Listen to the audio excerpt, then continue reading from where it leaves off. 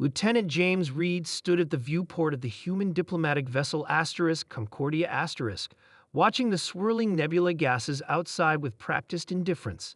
The diplomatic mission to the Stellar Confederation had been underway for 3 months, and the novelty of space travel had long since worn off. A soft chime at his door broke his contemplation. "Enter," he called, turning from the viewport. The door slid open to reveal Lyra, the Vantari diplomatic attaché assigned to the human delegation. Like all Vantari, she stood nearly 7 feet tall, with luminescent blue skin that seemed to shimmer under the ship's artificial lighting.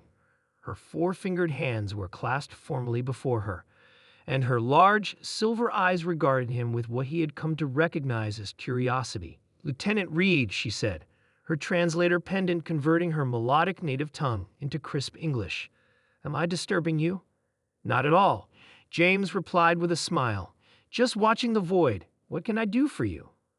Lyra hesitated, a gesture that transcended species barriers. "I've been assigned to complete a cultural exchange report on human physiology for the Confederation Archives. The ambassador suggested you might be willing to assist." James raised an eyebrow.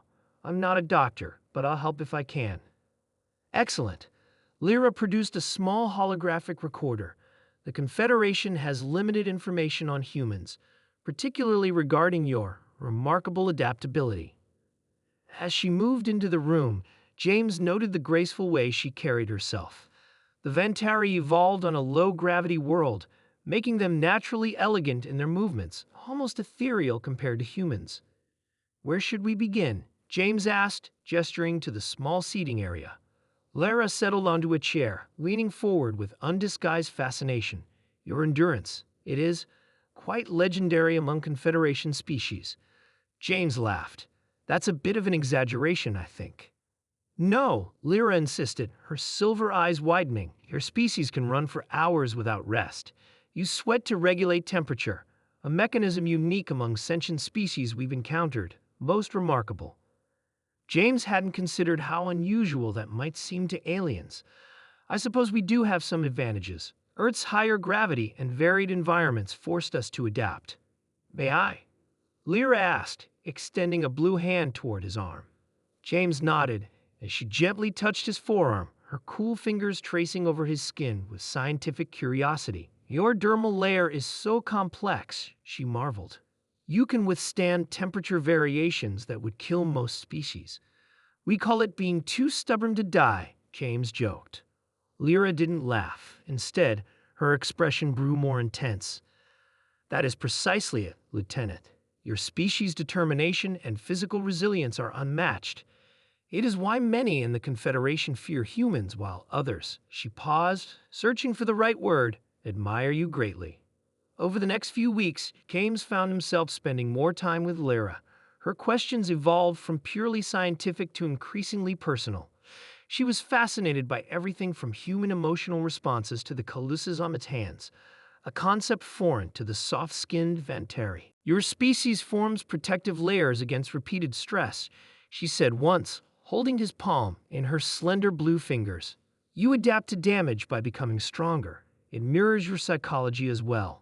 James had never thought of it that way. "I suppose resilience is part of being human." On the observation deck one evening, they watched a distant star going supernova, a spectacular light show safely contained behind the ship's protective screens. "Your heart rate increased," Lyra noted, her keen senses attuned to his physiology. "Are you afraid?" James shook his head, excited. "Humans often seek out experiences that trigger our adrenaline response. We call it a thrill. You deliberately activate your danger response for pleasure?" Lyra seemed both horrified and intrigued. "Fascinating. Not just for pleasure," James clarified. "It helps us prepare for real dangers. We simulate threats to be ready when actual threats appear." Lyra's silver eyes studied him in the dimmed light. "Your species evolved as prey, yet became apex predators through intelligence and endurance. You seek out danger rather than avoid it. You find beauty in destruction." She gestured toward the supernova. "Most species in the Confederation would find this display terrifying." "What do you find it?" James asked. "Through human eyes," she said softly, "I am beginning to see its beauty." As the Concordia approached the Confederation's central worlds, James realized how much he'd come to enjoy Lyra's company. Her perspective made him appreciate aspects of humanity he had always taken for granted.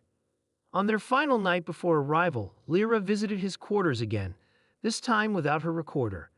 "I have completed my official report," she said, "but I find myself reluctant to conclude our discussions."